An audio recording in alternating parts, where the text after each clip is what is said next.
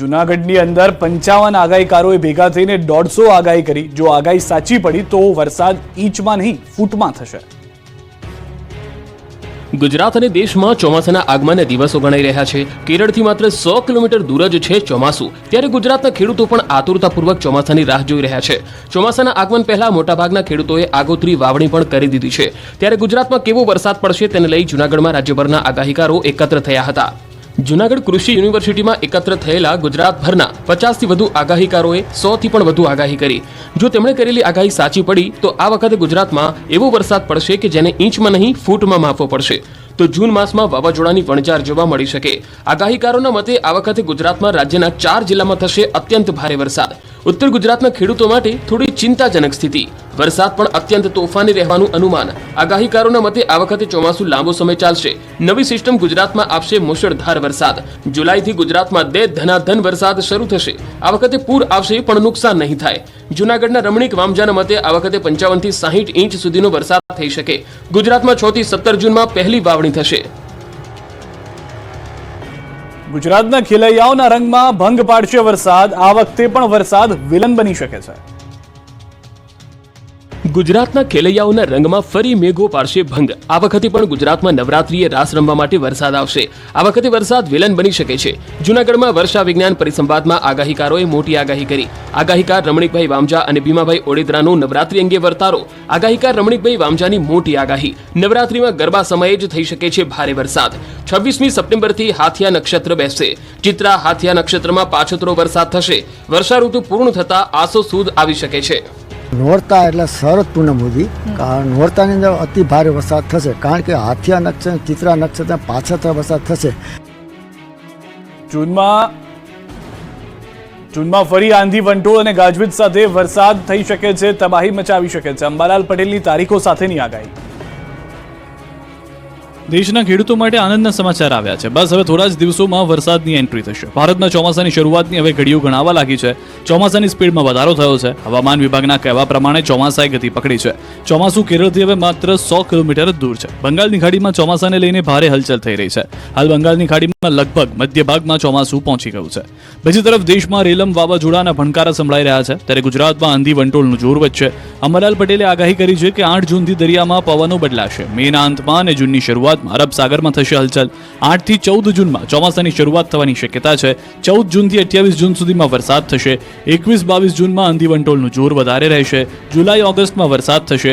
4 જૂન સુધીમાં આંધી વંટોળ સાથે દક્ષિણ ગુજરાતમાં વરસાદ થશે। જૂનની શરૂઆતમાં સૌરાષ્ટ્રના ભાગોમાં વરસાદની શક્યતા છે।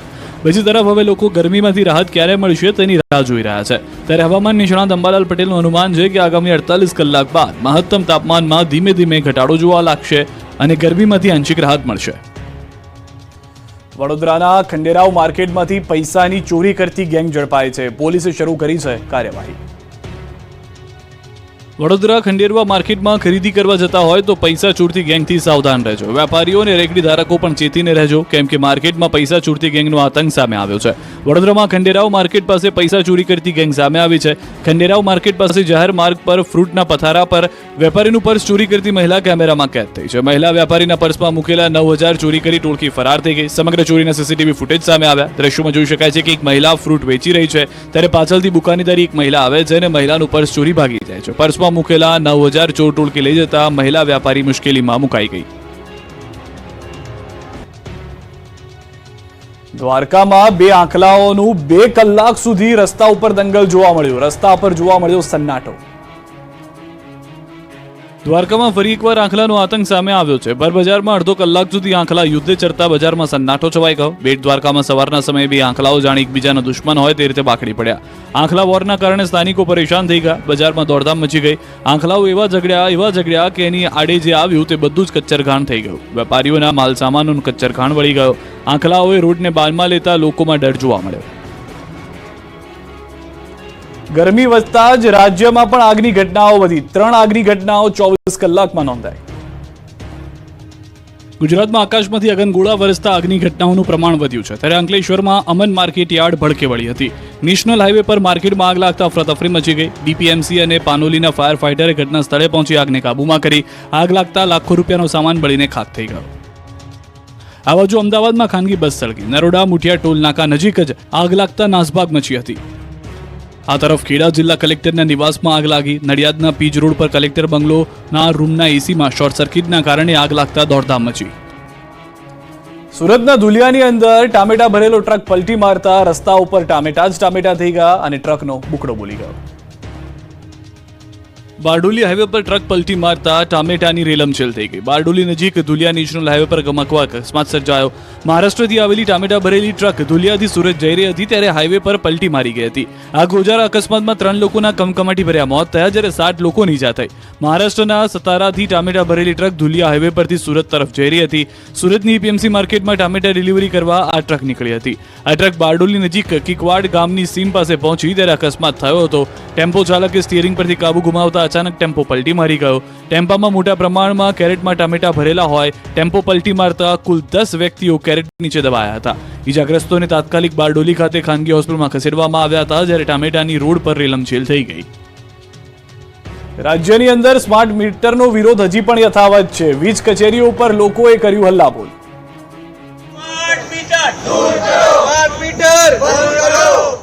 વિરોધના દ્રશ્યો છે અમદાવાદના નરોડામાં સ્માર્ટ વીજ મીટરને લઈને ઘણા દિવસોથી સંગ્રામ છેડાયેલો છે. લોકો સ્માર્ટ મીટરને લઈને વિરોધ કરી રહ્યા છે. નરોડાની 7 સોસાયટીમાં સ્માર્ટ વીજ મીટર લગાવ્યા બાદ તોતિંગ બિલ આવતું હોવાની ફરિયાદ ઉઠી છે.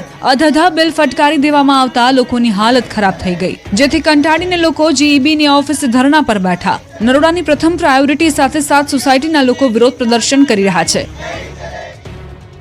આ તરફ સુરત શહેરમાં પણ સ્માર્ટ મીટરના જફાથી લોકો ખફા છે. સુરતના પૂણામાં પણ અલગ અલગ સોસાયટીઓમાં વિરોધ થઈ રહ્યો છે.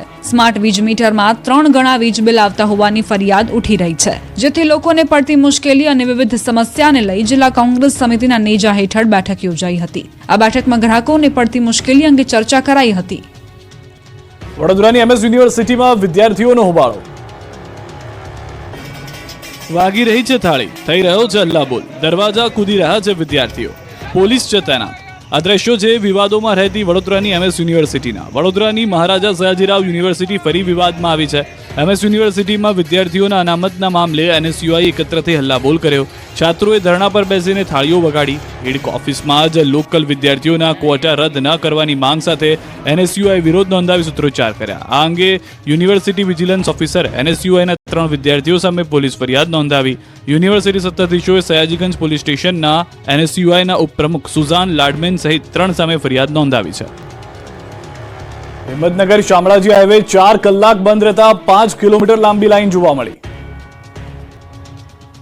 સાબરકાંઠાના હિંમતનગર પાસે નેશનલ હાઈવે નંબર 8 પર અકસ્માતમાં સ્થાનિક યુવકનું મોત નિપજ્યા બાદ ગ્રામજનો લાલઘુમ થઈ ગયા હતા. ગ્રામજનોએ હાઈવે પર ટાયરો સળગાવીને ચક્કાજામ કર્યું. રોષે ભરાયેલા ટોળાએ પોલીસની ગાડીમાં પણ આગચંપી કરતા ભારે લાગણી જેવો માહોલ રોડ પર જોવા મળ્યો હતો. ટોળાએ ડીવાયએસપીની ગાડીમાં આગચંપી કરી હતી. 3 થી 4 ગાડીઓના કાચ પણ તોડી દેખાવ કર્યા હતા.